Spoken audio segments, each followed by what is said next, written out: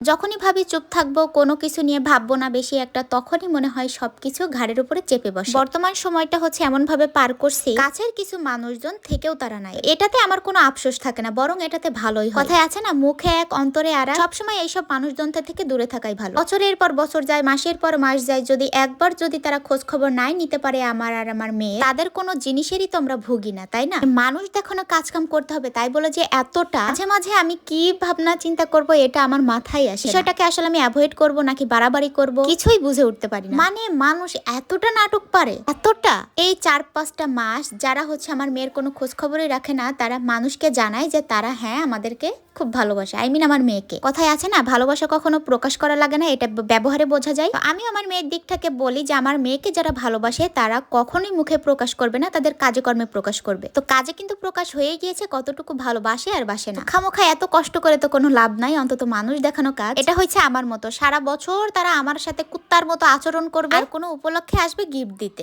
Gift দিলেই কি মানুষ সবকিছু ভুলে যায়? মানে আপনারা একটু বলবেন কমেন্টে, ঠিক আছে, যে মনের আঘাতটা কখনো কি কোনো জিনিস দিয়ে সারা যায়? এতগুলা দিন পরে এসেও আমাকে ঠিক আমার মতো কাহিনীটাই দেখতে হচ্ছে। সারা বছর খোঁজ নাই, সামনে একটা খুশির দিন বলে এই দিনে লোক দেখানোর মতো কি দিবে কি না দিবে সেটার জন্য তাদের ঘুম নাই। তো আমি বলি কি, তাহলে এতদিন কই ছিল? তোই যখন জিনিস দেওয়ার ইচ্ছা, তোমাদেরকে আমি আবার কানের ভিতরে ভালো করে ঢুকিয়ে দিচ্ছি যে এই সব কখনোই করতে আসবে না আমার মেয়ের সাথে। আমি জানি আমার ভিডিও তোমরা সবাই মিলে দেখো, সো এটা হচ্ছে একটা সুবিধা যে আমি হচ্ছে তোমাদের সাথে কথা বলার মতো পরিস্থিতি তো এখন নাই। সো এভাবেই বলি, মানুষকে ভালোবাসলে খোঁজ খবর নিলে কোনো জিনিসের প্রয়োজন হয় না। আচ্ছা আচ্ছা, এরকম ভালো কথা তো তোমাদের হচ্ছে বিকৃত মস্তিষ্কে ঢুকবে না, সো বলে তো কোনো লাভ নাই। শেষবারের মতো বলি, মানুষের পরিচয় না দিতে চাইলে তোমাকে কোটি টাকার জিনিস তোমাদের কাছেই রাখো। আমার মেয়ের অন্তত এগুলার দরকার নাই, তোমাদের মতো মানুষেরও দরকার নাই। তাদের কেউ নাই, তাদের আল্লাহ আছে। আর এবার যদি আমার কথাগুলো তোমরা না বুঝতে পারো, তাহলে কিন্তু এবার নাম ধরে ধরে বলতে বাধ্য হব।